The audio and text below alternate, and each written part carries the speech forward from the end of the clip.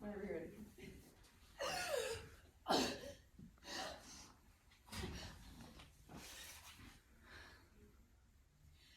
At first, survival instincts act alone. And checks are made to see what's still intact.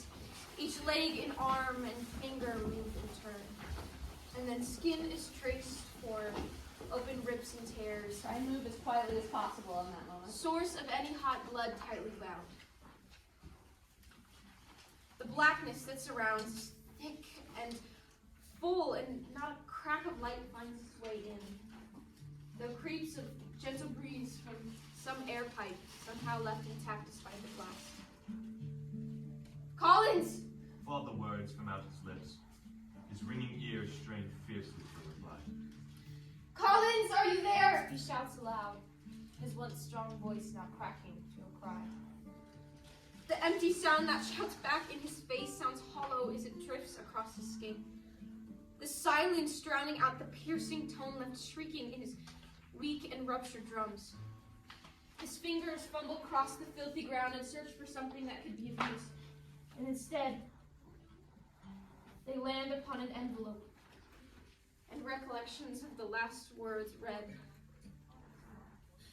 As piece by piece his clarity returns, and with it desperate thoughts like bullets hit. He wishes from his soul that he had died and not survived to let such hellish news be recalled in his mind a second time. A fresh bereavement hits his heart once more, and now he thinks this darkness must be hell. Encased in blackness and haunted by his loss. Sound from out his guts rings through the air.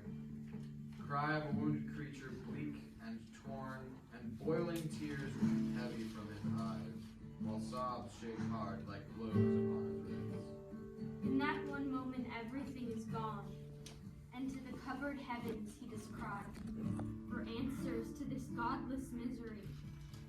The word that sticks upon his lips is, Why?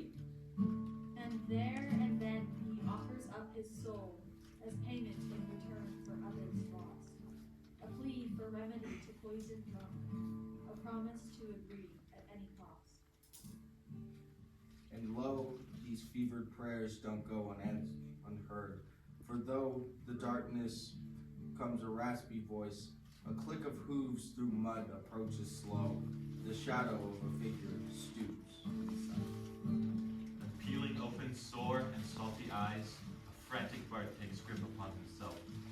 He stares into the murky dark ahead, fire with fear and hope in equal parts.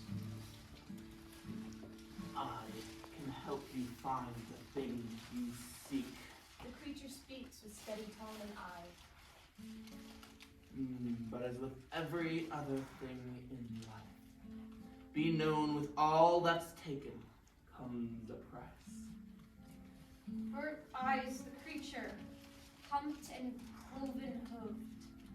Its black eyes shine like puddles in the mud, and all his fear falls from his weary bones.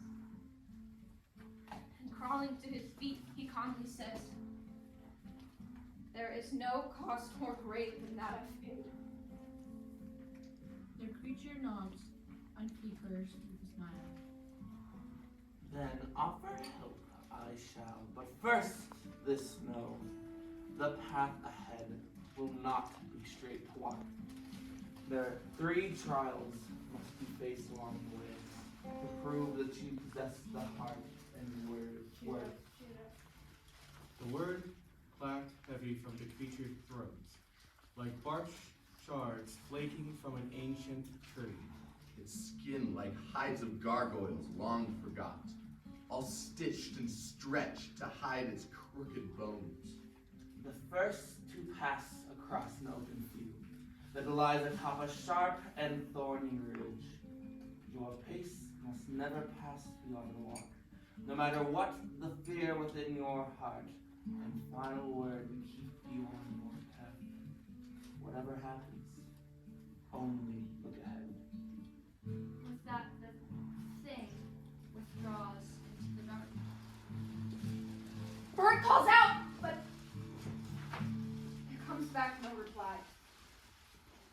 He scrambles to the floor to find his lamp. But when he turns it, the beast is gone. He looks around inside the darkened tomb. The heavy mud bears down like sagging skin. But in the corner he spies something strange, which makes the cogs inside his mind spin fast. Bird has lived inside these halls for months. He knew each inch of soil like his home. Yet, years before, his raw and salt-drenched eyes. An opening presented forth itself.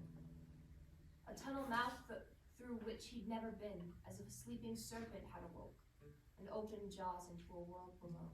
He lifts his light and urges weary legs to follow down the path that lay ahead. The path is steep and leads him deeper still into the belly of the earth below. And on he walks for what it seems like days, until he reaches finally a stop. And there before his eyes